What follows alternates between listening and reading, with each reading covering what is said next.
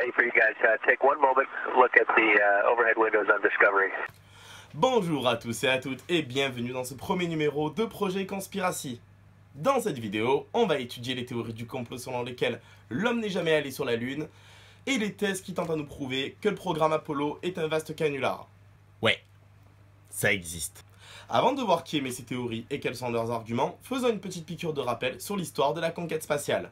En pleine guerre froide, en octobre 1957, les soviétiques lancent Sputnik 1, le premier satellite artificiel de l'histoire. Une petite sphère de 50 cm de diamètre et pesant 80 kg. Équipé d'un petit émetteur radio, il permet au monde d'entendre ça.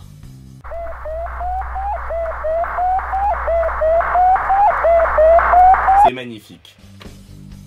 Si le monde entier salue la portée technique et scientifique d'un tel exploit, les États-Unis s'inquiètent quelque peu. Les soviétiques viennent à peine d'acquérir la bombe à hydrogène et le fait qu'ils puissent lancer un tel objet dans l'espace signifie qu'ils peuvent frapper le territoire américain avec leurs armes atomiques. D'autant que les soviétiques ne vont pas s'arrêter là, puisque un mois plus tard, ils lancent Sputnik 2, avec à son bord Laika, le premier animal à aller dans l'espace, qui malheureusement ne reviendra jamais de son périple. Pourquoi on sert à смело? Après une série d'échecs, les Américains se rendent rapidement compte qu'ils ont un sacré train de retard sur les Russes. Ils confient le projet de l'exploration spatiale à Werner von Braun, un ancien nazi qui a notamment conçu les armes de représailles V1 et V2 qui ont servi à bombarder Londres durant la Seconde Guerre mondiale. Non sans mal, le 31 janvier 1958, ils parviennent à lancer Explorer 1, le premier satellite américain. Équipé de divers instruments de mesure, il permet de nombreuses avancées scientifiques, notamment la découverte de la ceinture de Van Allen.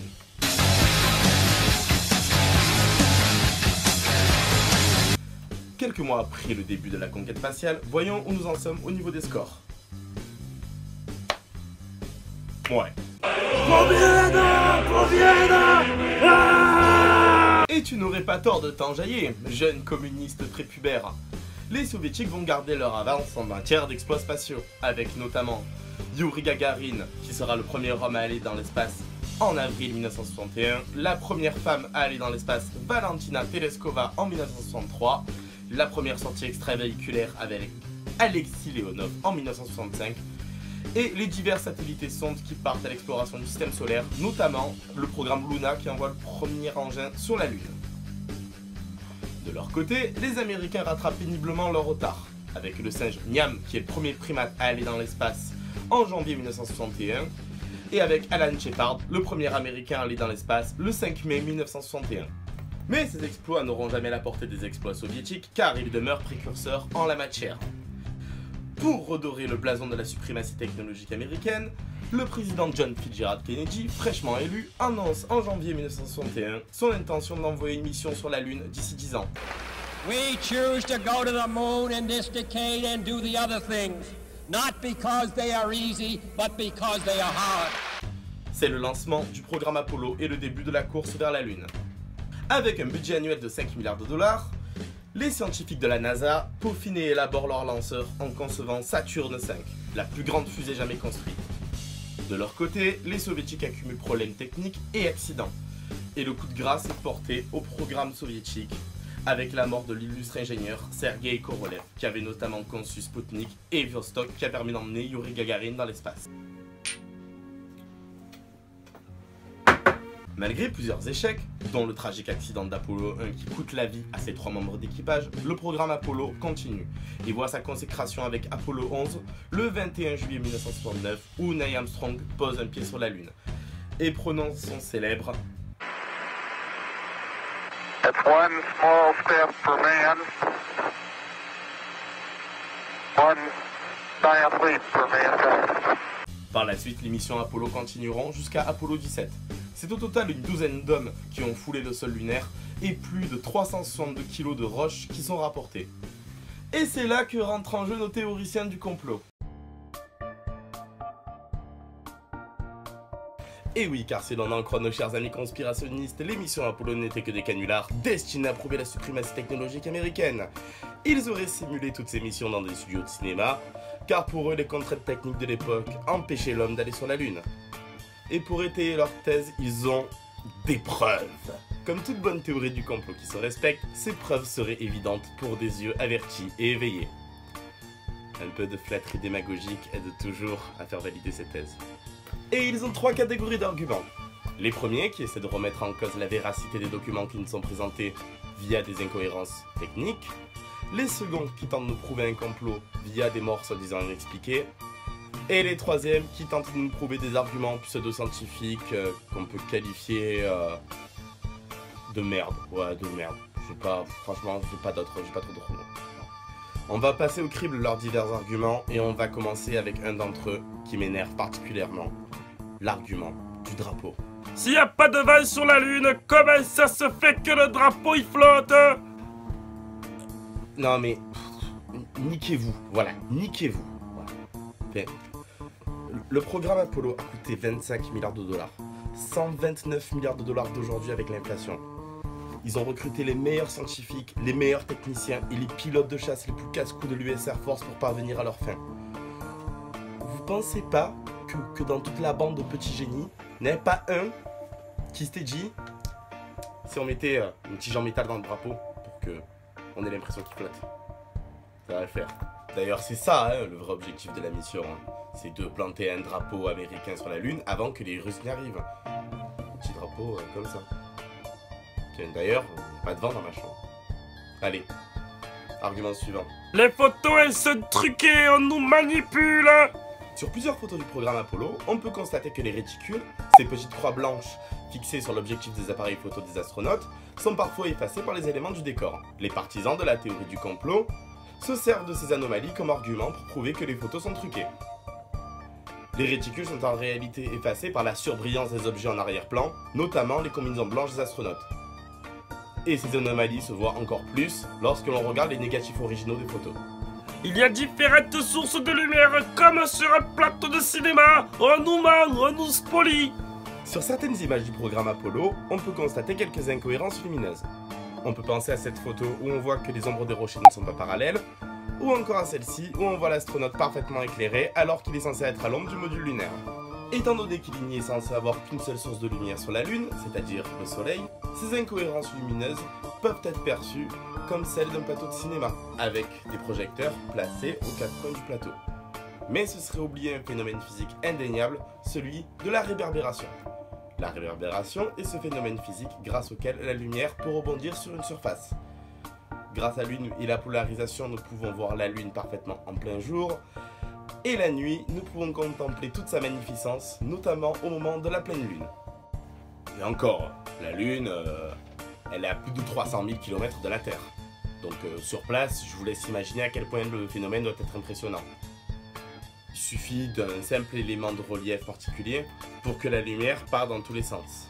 Les partisans de cette thèse utilisent aussi comme argument le fait que certains arrière-plans, certains paysages, ont l'air de se superposer, donnant l'illusion que c'est le même arrière-plan, le même fond comme au cinéma. Et puis quand on regarde de plus près, on voit finalement que ces paysages ne se superposent pas entièrement. Ils prétendent également que tous les films de la mission Apollo auraient été tournés par Stanley Kubrick. En effet, la NASA aurait été impressionnée sur son travail pour 2001 l'Odyssée de l'espace. En échange, la NASA aurait aidé Kubrick à tourner le film Barry Lyndon. En effet, Kubrick était obsédé par le fait de vouloir tourner un film avec des lumières d'époque, soit avec l'éclairage diurne ou à la bougie. Le problème des films à la bougie, c'est que c'est très compliqué au niveau de la luminosité, et que ça a un rendu particulièrement dégueulasse. La NASA lui a donc prêté une caméra conçue spécialement pour filmer en faible luminosité.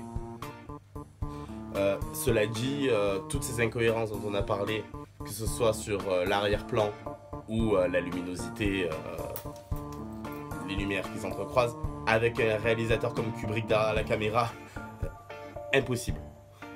Le gouvernement a assassiné plein d'astronautes pour cacher les preuves du complot. Assassins, meurtriers. Selon les partisans de la théorie du complot, une dizaine d'astronautes seraient morts dans des circonstances, ouverture de guillemets, mystérieuses. Ils auraient été assassinés pour cacher les preuves du canular lunaire. On peut citer par exemple les 3 membres de la mission Apollo 1, Virgil Grissom, Edward White et Roger Chaffee, morts durant l'incendie de leur capsule le 21 janvier 1967. On peut également citer Clifton Williams, mort durant le pilotage de son avion d'entraînement T-38 à Talon, Elliot C. et Charles Bassett, morts durant le pilotage de leur avion T-38 à Talon, ainsi que Theodore Freeman, mort aux commandes de son...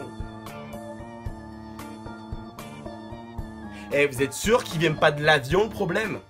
Plus sérieusement, l'entraînement des astronautes à bord de ces avions sert à les confronter aux brutales accélérations de la pesanteur terrestre, calculées grâce à l'unité de valeur G.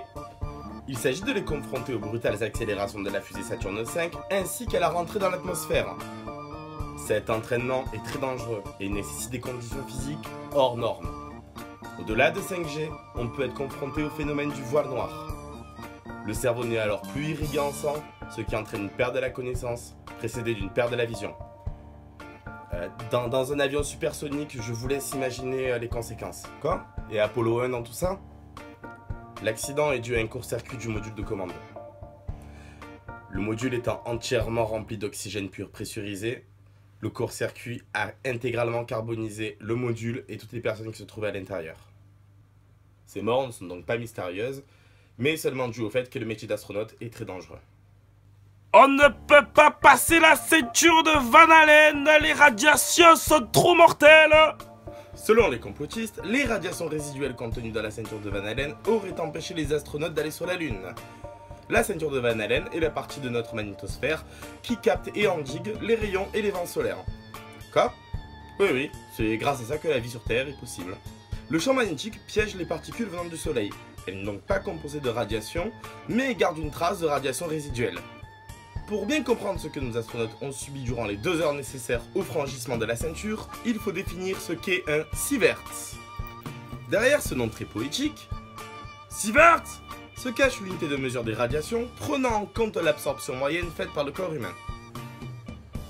Nos astronautes, durant le franchissement de la ceinture de Van Allen, cachés derrière la petite protection du module lunaire et cachés derrière leur très confortable combinaison, ont reçu des radiations de l'ordre de 5 millisieverts.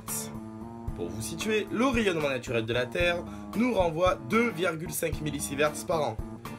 Un pilote de ligne reçoit en moyenne 10 millisieverts par an. La durée légale d'exposition aux radiations pour les travailleurs nucléaires en France équivaut à 20 millisieverts par an. Et toi là, qui fume ta clope tranquille derrière ton écran d'ordinateur, tu crois que je t'ai pas vu? Eh bien sache qu'avec l'infime dose d'isotope de polonium-210 contenue dans le tabac et à raison de 5 paquets de clopes par semaine, tu reçois tous les ans l'équivalent de 53 millisieverts. Oui, ça fait beaucoup. Et ça ne signifie qu'une chose, si on fume comme des pompiers, on peut aller dans l'espace.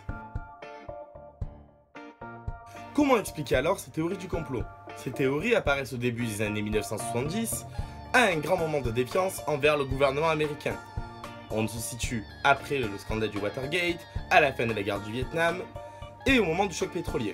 Le mythe de la suprématie économique, politique et militaire des États-Unis commence à s'effriter. C'est dans ce contexte que Bill Kaysing, un ancien employé de Rocketdyne Industries, une des entreprises ayant conçu le lanceur de Saturne V, écrit un livre « Nous ne sommes jamais allés sur la Lune, l'escroquerie à 30 milliards de dollars ». Même si l'ouvrage ne fait pas sensation à son époque, il devient l'ouvrage de référence dans les milieux complotistes. Au passage, même si Kaysing a travaillé chez Rocketdyne Industries, il a démissionné en mai 1963 au moment où le programme Apollo était en phase initiale. Donc j'aimerais bien savoir comment il a tiré ses conclusions. Oui, c'est ça, c'est un gros mytho. Oui, voilà. Ces théories connaissent une résurgence durant les années 2000, notamment avec la diffusion du faux documentaire Opération Lune, diffusé sur Arte, que les complotistes véhiculent avec beaucoup d'allégresse, en omettant de préciser qu'il s'agit d'un faux documentaire destiné à prouver le pouvoir de suggestion de la télévision. Alors pourquoi s'attaquer à cette théorie du complot? Auparavant, je trouvais que ce discours était anodin et relevait simplement de la stupidité de ceux qui émettaient ces théories. Et puis j'ai vu ce film. Et dans ce film, il y a ce passage. Outre le chapitre sur l'alunissage. Ouais, c'est un vieux manuel à moi. Elle adore ces illustrations depuis toujours. C'est un vieux manuel officiel, nous l'avons remplacé par la version corrigée. Corrigé? Qui explique que les missions Apollo n'étaient que des impostures destinées à ruiner l'URSS.